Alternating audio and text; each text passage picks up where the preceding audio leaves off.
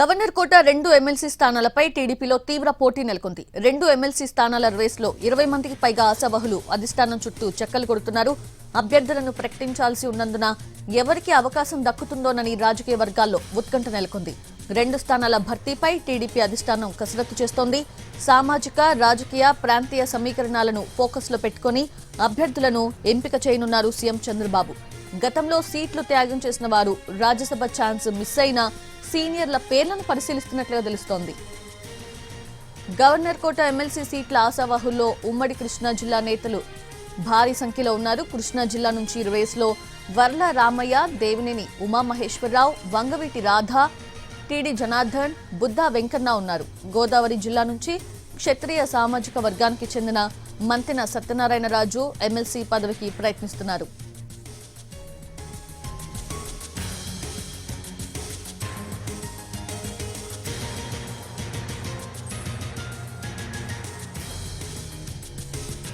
అయితే ఒక సీటు రాయలసీమ నేతకు కేటాయించే అవకాశాలు ఎక్కువగా ఉన్నట్లు చెప్తూ ఉన్నాయి పార్టీ వర్గాలు. రాయలసీమ నుంచి రేస్లో రెడ్డప్పగారి శ్రీనివాసరెడ్డి, తిప్పేస్వామి, బీటెక్ రవి, ప్రభాకర్ చౌదరి ఉన్నారు. వికలాంగుల కోటాలో ఒక ఎమ్మెల్సీ స్థానాన్ని ఇస్తామని గతంలో సీఎం చంద్రబాబు ఇచ్చిన హామీని గుర్తు చేస్తూ ఈసారి తనకు అవకాశం కల్పించాలని గ్రంథాలయ పరిషత్ చైర్మన్ గోనుగుంట్ల కోటేశ్వరరావు ప్రయత్నాలు చేస్తున్నారు. బ్రాహ్మణ కోటాలో తనకు అవకాశం కల్పించాలని కోరుతున్నారు సీనియర్ నేత ఏవి రమణ. అలాగే ఎమ్మెల్సీ సీటు ఆశిస్తూ ఉన్నారు కొమ్మాలపాటి శ్రీధర్, పిఠాపురం మాజీ ఎమ్మెల్యే వర్మ, మంగళగిరి సీనియర్ నేత పోతినేని శ్రీనివాసరావు, పనబాక లక్ష్మి, జంగా కృష్ణమూర్తి, దారు నాయక్ అందరి అభ్యర్థనలను పరిశీలిస్తున్న టీడీపీ అధిష్టానం త్వరలోనే అభ్యర్థుల జాబితా ప్రకటించనుంది. పూర్తి డీటెయిల్స్ అందించేందుకు ప్రసన్న సిద్ధంగా ఉన్నారు. ప్రసన్న, ప్రస్తుతం ఎమ్మెల్సీ స్థానాలకు సంబంధించి గవర్నర్ కోటాలో 2 ఎమ్మెల్సీ స్థానాలు ఖాళీ అవుతున్నాయి. దీనికి సంబంధించి సమయం కూడా ముగిసింది. అయితే ఈ 2 పేర్లను త్వరలోనే ప్రకటించాల్సి ఉంది.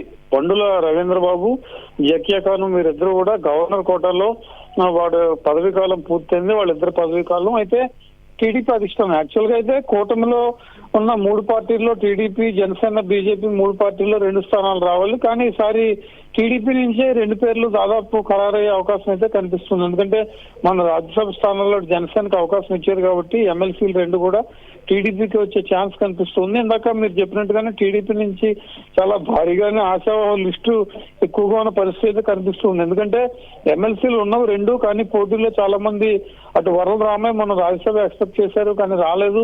ప్రస్తుతం ఆయన కూడా ఎమ్మెల్సీ రేస్ లో ఉన్నారు. అదేవిధంగా వంగవీటి రాధా కూడా చాలా కాలం నుంచి అడుగుతున్న పరిస్థితి కనిపిస్తుంది. దీంతో పాటు ఇతర నేతలు చాలా మంది ప్రస్తుతం ఉన్నారు. జంగా కృష్ణమూర్తి ఉన్నారు. రాయలసీమ నుంచి కొంతమంది ప్రయత్నాలు చేస్తూ ఉన్నారు. రెడ్డప్ప గారు శ్రీనివాసరెడ్డి ఇప్పటికే రాజ్యసభ స్థానానికి సంబంధించి తన అసంతృప్తిని బహిరంగంగానే వ్యక్తపరిచిన పరిస్థితి. వీరందరూ కూడా సీఎం ని దఫదఫాలుగా కలిసిన పరిస్థితి అయితే కనిపిస్తుంది. ఎమ్మెల్సీగా గవర్నర్ కోటాలో అవకాశం ఇవ్వాలని అటు పరబాగ లక్ష్మి కావచ్చు, జంగ కృష్ణమూర్తి కావచ్చు, లేకపోతే దారు నాయక్ కావచ్చు, ఇతర సీనియర్ నేతలు, గోదావరి జిల్లాకు సంబంధించిన నేతలు చాలా మంది కలుస్తూనే ఉన్నారు. కానీ ప్రస్తుతం ఉన్న పరిస్థితిలో 2 ఖాళీ అవుతున్నాయి. ఆశావాహులు దాదాపు 20 మందికి పైగా ఉన్నారు కాబట్టి అటు సామాజిక వర్గాల వారికి కసరత్తు జరుగుతోంది. ప్రధానంగా ఉమ్మడి కృష్ణా జిల్లాలో ఒకరికి అవకాశం వచ్చే పరిస్థితి అయితే ఉందని చర్చ జరుగుతుంది. దీంతో పాటు రాయలసీమ నుంచి కూడా ఒకరికి ఇస్తారు. అయితే బీసీ సామాజిక వర్గం నుంచి అటు రాయలసీమకి ఇవ్వాలా, లేకపోతే ఇటు సైడ్ ఉత్తరాంధ్ర కావచ్చు, లేకపోతే ఈస్ట్ వెస్ట్ సైడ్ నుంచి ఇవ్వాలా అనే యాంగిల్లో చర్చ జరుగుతున్నట్టుగా తెలుస్తుంది. యాక్చువల్ గా ఇవాళ రేపట్లో దీనికి సంబంధించిన ప్రకటన కూడా వచ్చే అవకాశం ఉంది. లేకపోతే కొన్ని రోజులు టైం తీసుకుని చర్చించిన తర్వాత ప్రకటించే అవకాశం ఉంది. గవర్నర్ కోటాలో 2 ఎమ్మెల్సీ స్థానాలకు సంబంధించి యాక్చువల్ గా 2 వైసీపీ, కానీ జకియా ఖాన్ చివరిలో బీజేపీలో చేరడంతో పండుల రవీంద్రబాబు ప్రస్తుతం వైసీపీలో కొనసాగుతున్నారు. జకియా ఖాన్ బీజేపీతో ఉంటున్నారు కాబట్టి ఆ 2 స్థానాలకు సంబంధించి కాలం పూర్తవడంతో టీడీపీ ప్రత్యేకంగా దృష్టి పెట్టి 2 స్థానాలను భర్తీ చేయనుంది. త్వరలోనే వీళ్ళ పేర్ల ప్రకటన కూడా జరుగుతుంది. అయితే ఆశావాహుల సంఖ్య ఎక్కువగా ఉండటం, రకరకాలుగా రాజ్యసభకు అవకాశం రాని వాళ్ళు, మన 2024 ఎన్నికల్లో అవకాశం రాని వాళ్ళు ఈ పేర్ల పరిశీలన మీద ప్రధానంగా టీడీపీ అధిష్టానం దృష్టి పెట్టింది. అటు చంద్రబాబు, ఇటు లోకేష్ ఎక్సైజ్ తర్వాత ఈ పేర్లు 2 కూడా ప్రకటించే అవకాశం అయితే మనకు కనిపిస్తూ ఉంది. సౌజన్య, అంటే ఆ 2 ఎమ్మెల్సీ స్థానాలకు సంబంధించిన పేర్లని ఫైనలైజ్ చేసిన తర్వాత ప్రశ్న, ఎందుకంటే 2కి 20 మంది పోటీ పడుతున్నారు కాబట్టి ఆశావాహులు వాళ్ళకి ఏమైనా సర్ది చెప్పే అవకాశం ఏమైనా ఉందా ముందుగానే అనౌన్స్ చేసే ముందు?